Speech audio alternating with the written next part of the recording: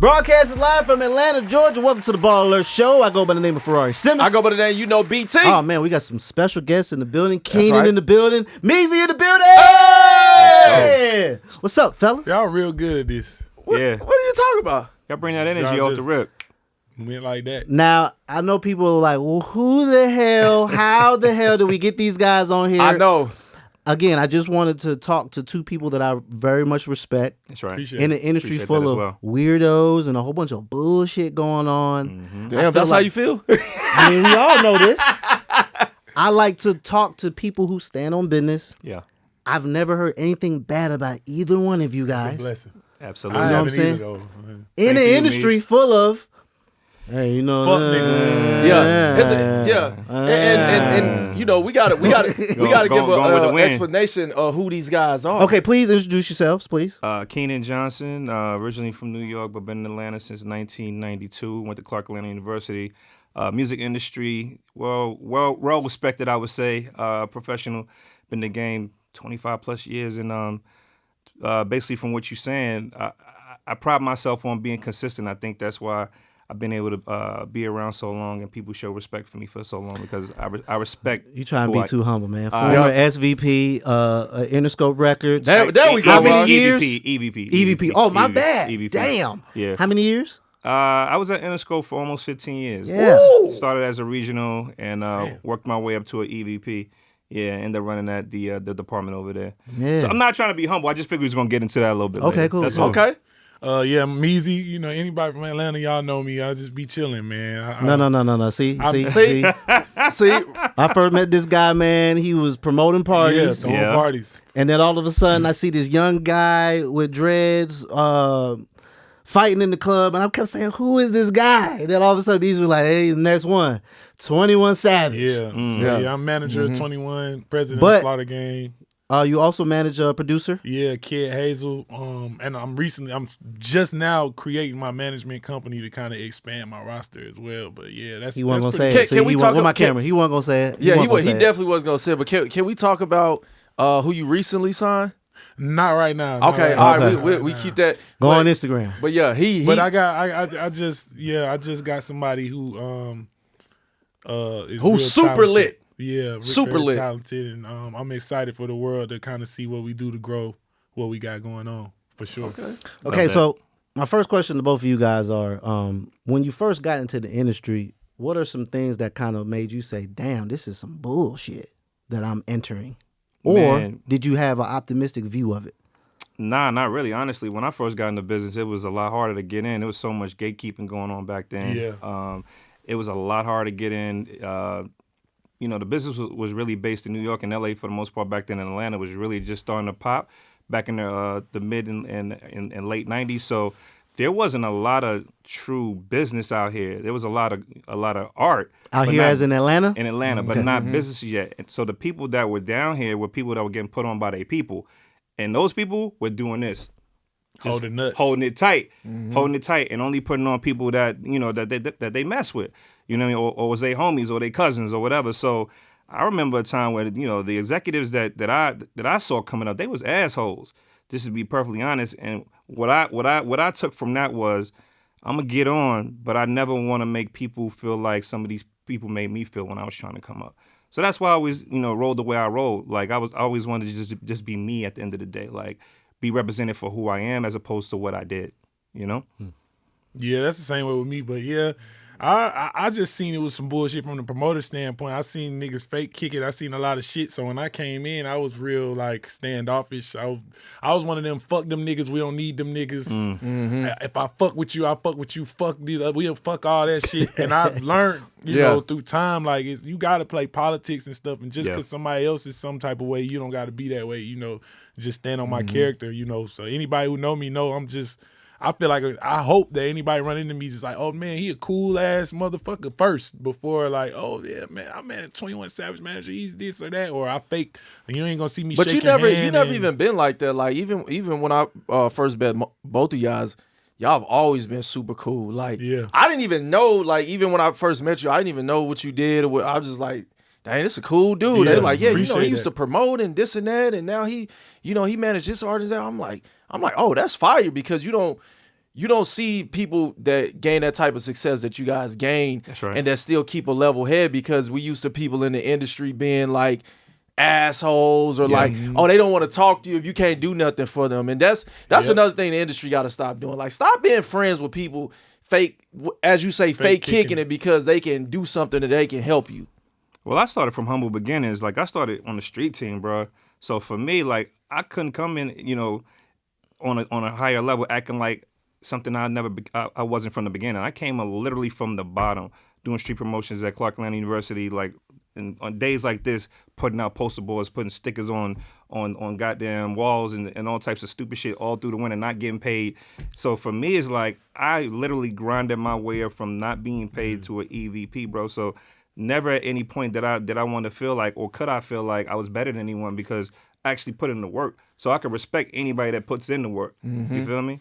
And Meezy, you came from promoting. You came from kind of the same grind. Yeah, I was throwing parties and I also did street team work. Like, that's the first pack I ever got was a 2 Chainz album. That was my first entry point into like the music business outside of navigating out of throwing parties. Because I remember one of my parties got shot up. I'll never forget. Damn. I was making a whole bunch of money and one of my parties got shot up. And I remember my life flashed before my eyes. I'm like, damn, my shit over. I don't know how I'm going to eat. I don't know what I'm going to do. And I remember sitting in the house like, what do I like? Because this party shit is not about to last. I don't know what I'm about to do. I'm like, music.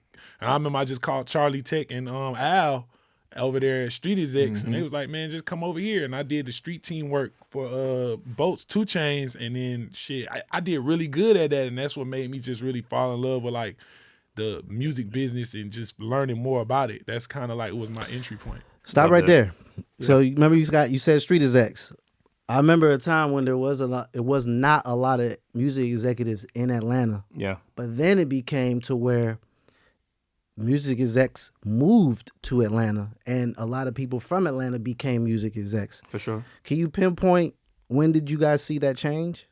Yeah, for me it was the LaFace era. LaFace era, that's when I was in college, and Babyface and L.A. Reid, they came and set up shop in Atlanta, and they created that vehicle, LaFace, which brought us Outkast, TLC, and all these icons of music, Usher, so they brought the foundation of what became the new music hub for the industry of Atlanta in the 90s, and I think Atlanta grew from there. And don't get it wrong, Jermaine and Dallas, they did their part as well, but as far as bringing a full infrastructure of a big label to the city, definitely that office on Peachtree was like, oh shit, this is like this can happen. Like this, like I used to go up there. My man Taye used to work there, who I think you know. Yeah. That shit used to be like Boomerang. Like we would go in there, people would be dressed beautifully. The women would look amazing. Everywhere you turned, everybody just looked good, smelled good, felt good, and they was just and they was popping out that shit. So it really set the foundation for what things could be and what was fertile ground in Atlanta to grow from that point on. Yeah, I mean, like I said, I grew up in seeing it, so I wasn't a time where I didn't know that it wasn't able to happen in Atlanta, just because I'm LaFace and all that stuff. I'm young. I was young. I'm 35, so shit, around that time, I didn't know much about music, but I know music was always here. So I always seen it. You know what I'm saying? So what made you I know you said that you started working with street executives, but what made you really start like getting into like management? Like, did you ever think you could start management? No, it was Charlie from Street Execs. He not with Charlie CEO. Yep. Charlie. Yeah, I know CEO So I was Charlie. like, man, because I used to help artists, but I would only help artists to get them for free or for cheap, so I could make money at the door. So I'm like helping working their music, doing whatever, making sure the DJ play their shit. I don't give a fuck what I had to do because I knew when 2 Chainz changed his name from Titty Boy to 2 Chainz, I'm like, shit, I want to help. Anything I need to do for 2 Chainz, I'm gonna do, because when his mixtape release come, I get it for free. So if I get it for free, my door hit 40,000 and I make 25% of 40,000, fine, and I got the relationship. So I used to just do stuff that marketers and I used to do stuff label people would do, and I didn't know what I was doing. I'm just thinking whatever I can do to build a relationship with the artist to make money. So Charlie was like, look, bro, you can manage. Do you realize that you need to? And it was this group called 2-9 that I was real close with. I remember 2-9. Siege and Jace. He was like, man, you should manage them. They your friends. You should try it. I'm like, damn, I ain't never think about it, but fuck it. That's what made me move out my mama house. I moved out my mama house and got an apartment right behind Siege's house. bought them a studio, and then shit, I ain't looked back. That was my entry point at managing. If it wasn't for Charlie, I would never thought about managing. I just would have been throwing parties and trying to figure it out. Which is nothing wrong with that. I still miss throwing parties. I had to stop only because of Savage. He was doing too much, so I had to stop throwing the parties. Like, I was trying to, we was going out of town. I still had my percent, but it got to the point where it's like, I'm not earning my money. So I just gave my percent up, and then that was it for me with the parties. But I still wish I could promote to this day. That's why I get excited when his birthday party come and shit like that, because it give me that feeling of like, oh, y'all come fuck with us. We got this, we got that. I'm really excited to promote anything. How did jump back in your bag? Exactly. Look, that's why he said, I'll get excited. How did you and Savage end up meeting? I knew him back I'm 3 years older than him, so I think I met him. And this just in passing, just because we grew up around the same people. Like when he was like 12 and I was like 15, seen him in passing, and then from there, me throwing parties, they would always come to the parties, buy sections and stuff like that. They was in the streets. They used to fuck my parties up, fight, do all this shit. He was not a rapper whatsoever. So I just knew him in passing. I knew a lot of his older homeboys that had a relationship with them, but they used to come, and from there, when he did start rapping, I was just happy to see somebody who I knew for a long time doing it, and the music was good. So I just was promoting them, pushing them just on some like, man, this nigga next. I know him, like, cool, let's, that's how it was organic. Started. Yeah. So I knew him before anything, like just in passing, just growing up on the east side. I could tell because it seems very organic between you two. I could tell he cares about you. I could tell you care about him. It's not transactional. Yeah. As you can kind of tell from outside looking in certain situations. I could tell you guys have a really good relationship. I appreciate that, yeah. No, you're doing a good job. Yeah, because it's funny because when we went to Ruggs, who party we was? I forgot. We was at somebody party, and this Savage saw you. He was like, what you doing here? And he was like, damn, I was trying to get away from him. But I think stuff like that just shows me like how organic, y'all relationship is, because you really don't see that a lot. Like a lot of times in this industry, we see like a manager like yourself get with an artist, and then as soon as the artist blow up and they get big, what do? Snip. Switch it See up. you later. See you later. And then they got a whole management company, and you done help bring these artists, to the point to where they at. And you see that so often in this industry. Yeah, I'm blessed, bro. Like I know I'm blessed. I don't got no advice for nobody or nothing. You gotta just pray you got a real motherfucker that's fucking with you. Yeah, like, you know what I'm saying? The way you fuck with them, because it's the percent. The people that are like Savage is like 2% in this industry. So it's like, don't think it's rare for somebody to be loyal, and lock in the way, niggas is locked in. I was just talking to Shaka about that before I got here. They going on 25 years together. Yeah. Wow, him and Luda? Yeah. Wow, shout out to Shaka, and man. That's rare, though. Yeah. You know what I'm saying? So I'm blessed, man. I'm blessed. Okay, Keinon, I got a question, man. Talk to me. I know you was on the promo side for a very long time, so you saw some things. Where is this going? No. Ain't going too crazy. King like, hold on now. I wanted to ask you, like, what are some things that you think an artist tends to blame the label, which is inaccurate? I want to know. Good question. Because I worked at the promo side for a year. I worked at Warner Records, and sometimes I saw That's when I had a corporate card. Yeah. And I thought that was cool. I kept saying, I was like, damn, I had to do my little expense chart. Expenses. I said, oh, this goes to the artist budget? Wow. Damn, I didn't know that. I took some more as I had to eat. I paid for everybody. It was $750. I go to the artist budget? Wow. What are some things that, are misconceptions that artists may say, man, it's y'all fault?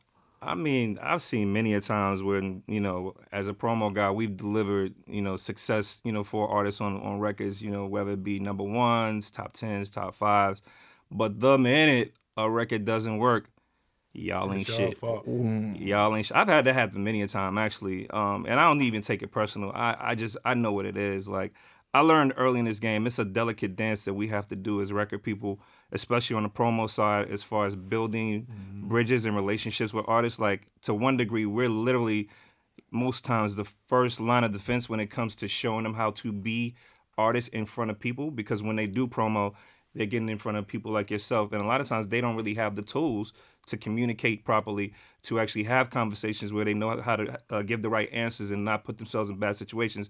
So what happens with that is you build the trust with these artists, in that process early on. So that's the great part, right? On the way up, you're helping them build, you watching them grow, and they get all the success.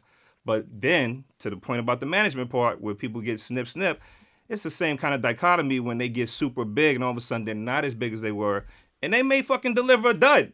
And you may take that dud top 10 because that's the, you have an interest and a stake in the artist. You believe in them. You was with them from the beginning. But this just ain't the record.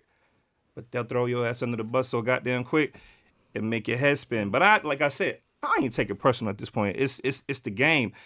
At the end of the day, I would hope that my overall track record of success across a lineage of artists speaks to what I contributed as opposed to what I did with one artist or one record. Now, let me ask you this. Is it true that you could pay for a number 1 record? I don't know nothing about that. Okay. I just see this on the internet all the time where you get industry experts and they were like, hey, it costs this to go to number 1, and when you see these artists going number 1, it's because the labels are doing this and doing that. Let me start. Let me start. It takes marketing. I'm from a different era, bro. You have to pay for marketing. So for me, let's just get this out the way. For me, even speaking on platforms is a big deal. One, sure. That's a fact. Speaking on gang business is even more of a big deal for me. So for me, like, whatever is known, it is what it is. But at the end of the day, you have to have a great record in order to put it in position to go number 1. There you go. Mm-hmm. I'll say that. Yes, are there budgets involved with working records? Of course. Mm-hmm. There's budgets involved with every department at a record label. Just like there's a digital department that needs a budget to move things around.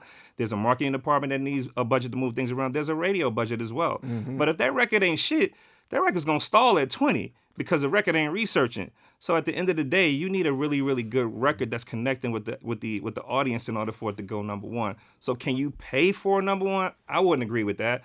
Do you need a great team to position a record to go number 1 and a budget to support that? Of course. Mm-hmm.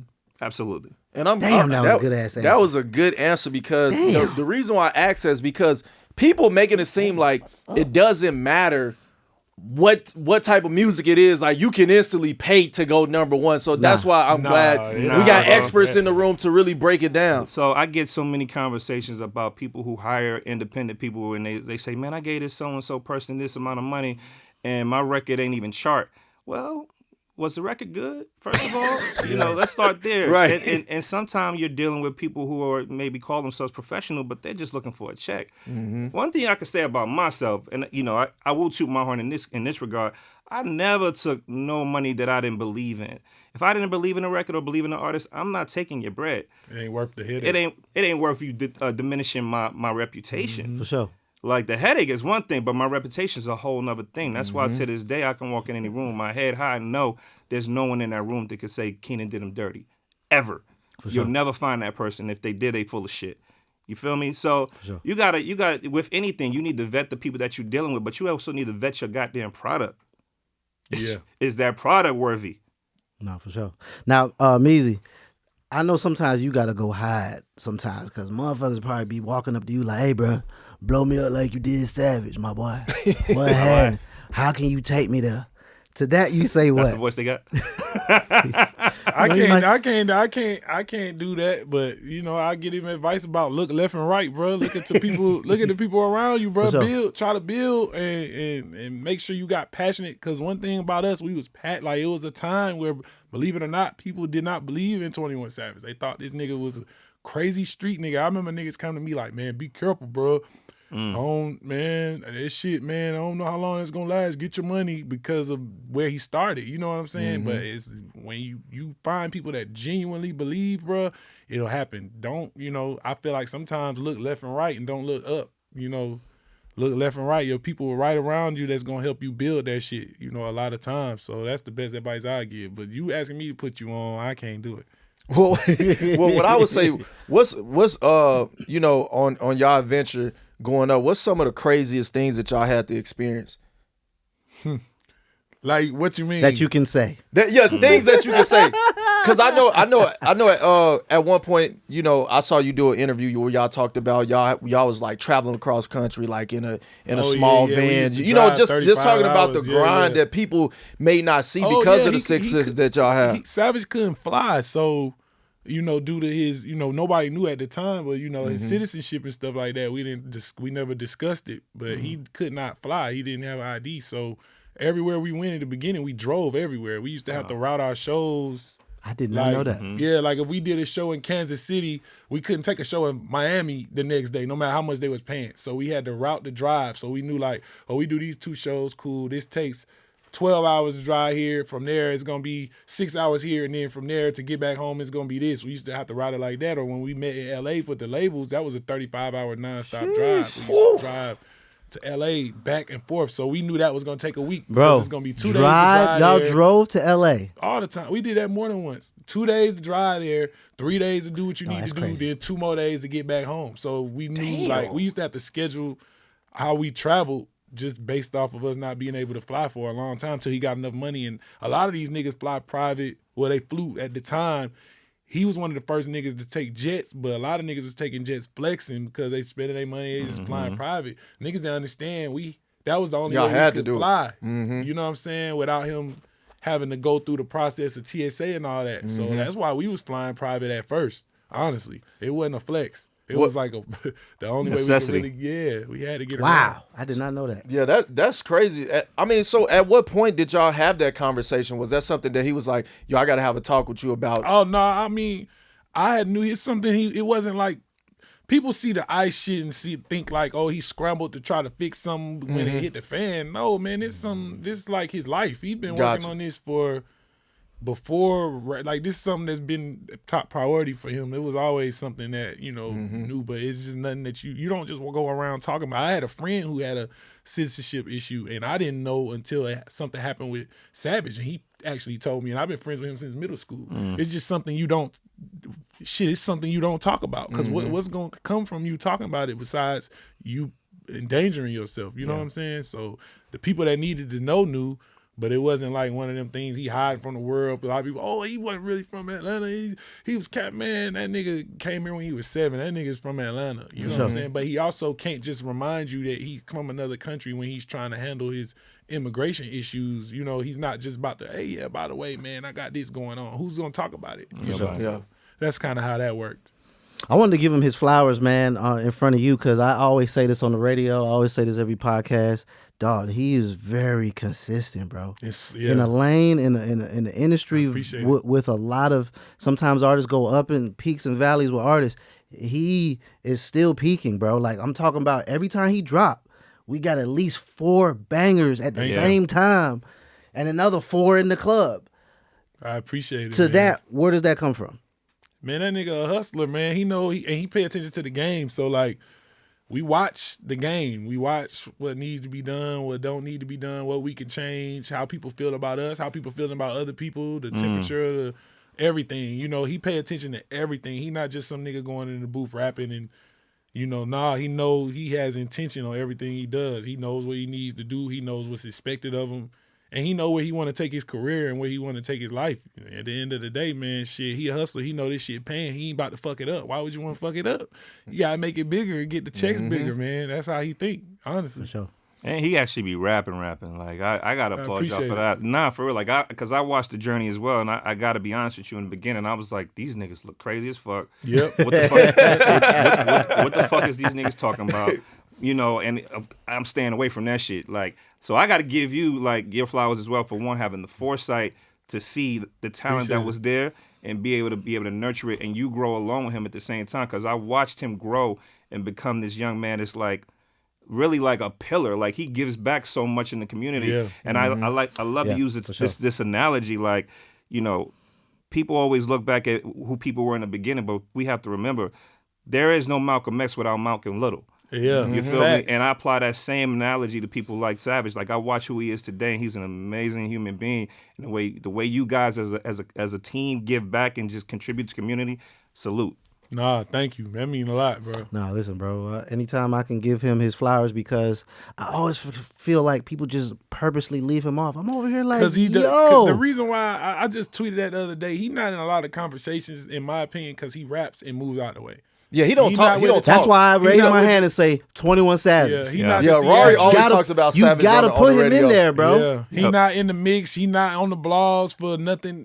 Everything you see him by is something music related. It's nothing really like, he's not really in the conversation. When he drops his music, he does what he does, then he falls back, and it's a gift and a curse, So I feel like that's the thing when it comes to conversations. It's one of them, oh yeah, 21. Like, you don't just, sometimes people don't think of it first because of how he moves. He's like more reserved, more quiet to himself. He's not really all out and about.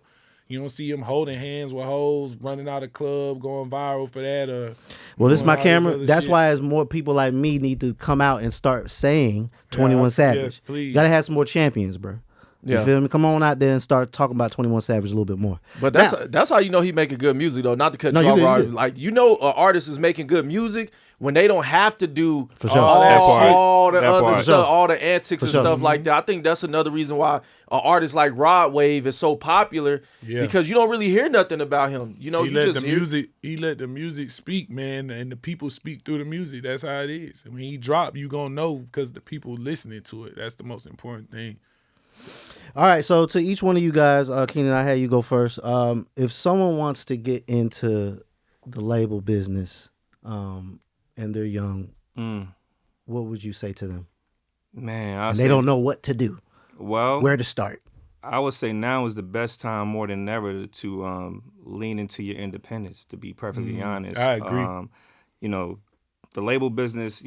As I got caught up in the restructuring that happened at Universal early last year, back in March, and the fact is, there's a lot of great people on the outside of a label right now.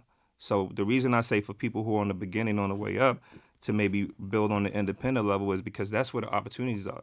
Like, there's so many opportunities for you to put out music on your own, get your own distribution deals, build with a team, and actually figure this shit out early before you have something to deliver to a label. So by the time you get to the point of getting to a label, you actually have some equity built up. And if you're going inside, you're going inside for a reason. You're going inside for even more resources, right? And a check in addition to the resources, as opposed to when you go in too early, most times you end up getting fucked. Just being honest. Like, most artists that go in too early, with just the music to offer and just a little bit of a buzz, they get the deal they got is cool. And it may be an opportunity, but you got to remember, at a label, there's so many artists that are vying for the attention of the label to become a priority. If you're not driving them to make you a priority because you're actually delivering, you're probably not going to get the look that you truly want initially. So I would advise anybody, like, get your team together. Just like Meezy had the foresight with the 2 Chainz project to be, and to say, I want to build relationships with people I see have something to offer and give them my resources early because I see what this can become. Build that kind of network with your own people first, and then consider going into a label, because then you'll have actual tools and you'll actually have skills to take into a building for marketing, for promotions, for whatever. Like, you may even have your own revenue story by building up your own artists that you can take into a label and become part of the revenue department. So for me, my suggestion wouldn't be immediately to go into a label. Maybe intern at a label, but have your own thing going on outside of a label. Yeah, I agree. Meezy, if someone is looking at you like, man, how can I be as successful as Meezy? Where do they start? What would you say to them?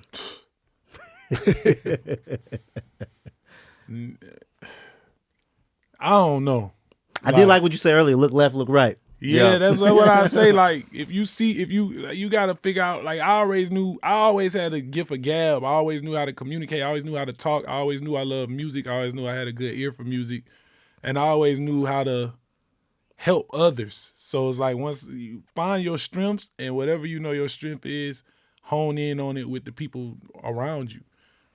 Whether you're a producer, same with producers. Like, I look at producers, and a lot of producers want the Rihanna placement. They want the Jay-Z placement. They want the Lil Baby placement. They want the 21 Savage placement. And those is cool, but the dude that's rapping his ass off next to you, building from the ground up with somebody is the best thing you can do. You know what I'm saying? So that's what I'll say. Utilize your talents and look at the resources around you and try to add to what those people need, and they can add to what you need. That's the best thing I could say. That's what I did. You know what I'm saying?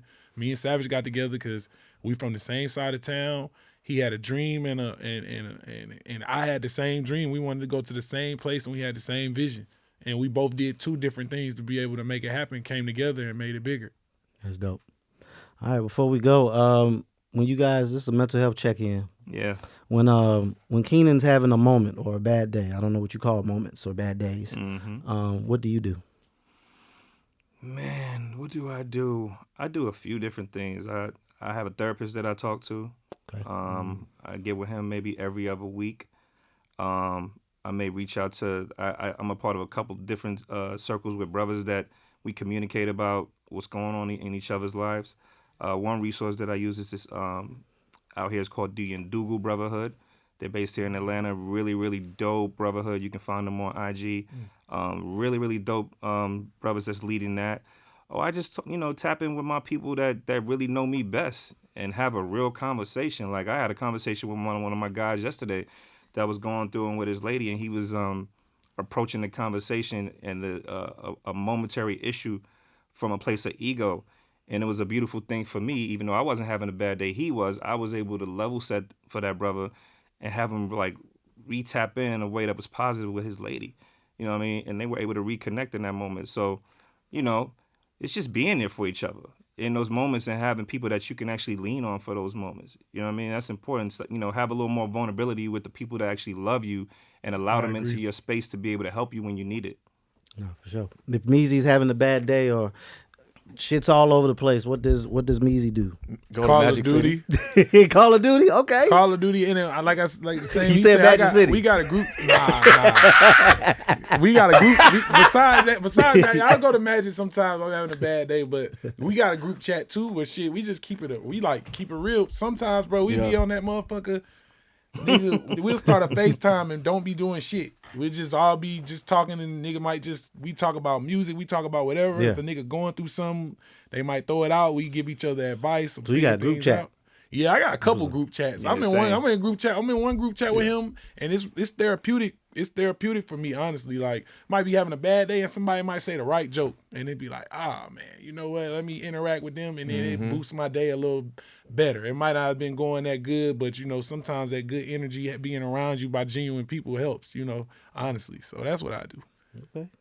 All right, man. Well, we appreciate y'all. Anything else, BT? Man, this is a good episode. This was a good episode. Nah, this has been a pleasure, man. I was giving out game.